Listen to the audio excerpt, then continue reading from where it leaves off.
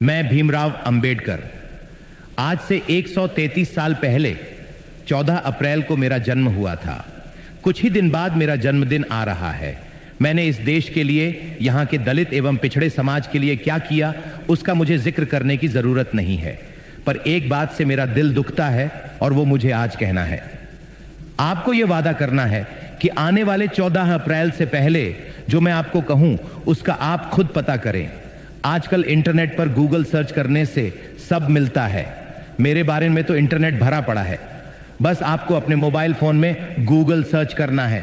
मेरा जन्मदिन आने से पहले मैं जो आपको बता रहा हूं उसकी हकीकत का खुद पता लगाएं। पहली बात, जब पूरे देश के सब बड़े लोग कांग्रेस पार्टी में होना अभिमान की बात मानते थे, तब भी मैं कांग्रेस पार्टी में नहीं रहा।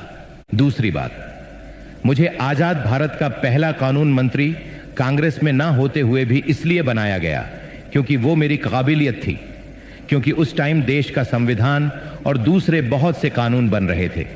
तीसरी बात, कानून मंत्री रहते हुए मुझे कांग्रेस के प्रधानमंत्री नेहरू और बाकी कांग्रेस के सभी लोगों ने हमेशा बेइज्जत किया, और इतना ज्यादा बेइज्जत किया कि आखिर में मुझे 1951 में इस्तीफा देना पड़ा। इस्तीफा देते समय मैंने इस्तीफा लेटर में सब डिटेल में लिखा कि मुझे कैसे कैसे बेइज्जत किया गया।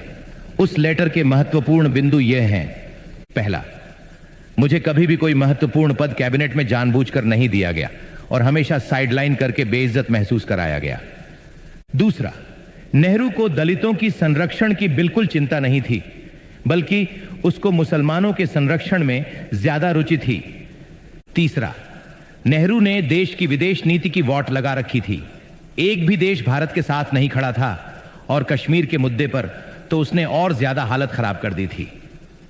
चौथा, हिंदू कोड कानून भारत में समाज सुधार का एक बहुत बड़ा हथियार था और यह मेरे दिल के बहुत करीब था। इसको नेहरू ने कभी पास नहीं होने दिया।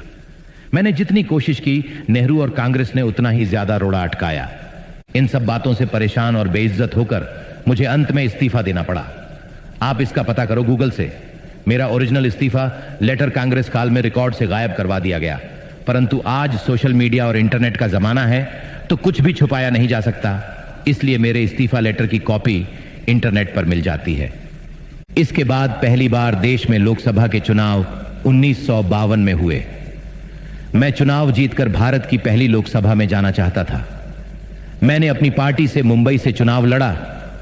कांग्रेस ने मेरे ही पीए नारायण कजरोलकर को मेरे सामने अपनी टिकट पर खड़ा करके षड्यंत्र करके मुझे 15,000 वोट से हरा दिया और बेइज्जत किया।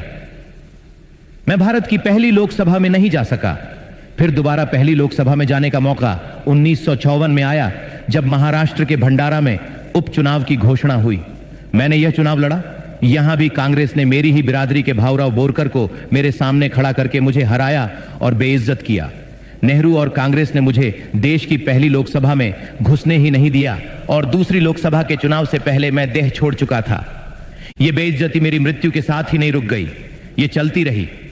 मृत्यु के बाद भी जब तक कांग्रेस सरकार रही, तब तक मुझे भारत रत्न नहीं मिला। नेहरू ने जिंदा रहते रहते खुद को ही 1955 में भारत रत्न दे दिया। उसकी बेटी इंदिरा, उसके दोहिते राजीव, सबको भारत रत्न दिया गया। यहां तक कि ईसाई धर्म का भारत में प्रचार करने वाली विदेशी मदर टेरेसा को भी भारत रत्न दे दिया गया। बहुत लोगों को भारत रत्न उनके जीवन काल में ही मिल जाता है, पर मुझे मेरी मृत्यु के 30 साल बाद जब वीपी सिंह की गैर कांग्रेसी सरकार आई, तब जाके इसके काबिल समझा।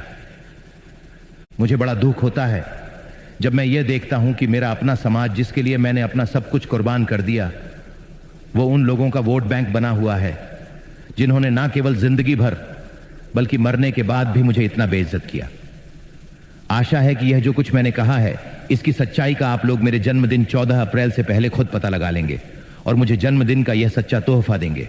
भारत माता की जय।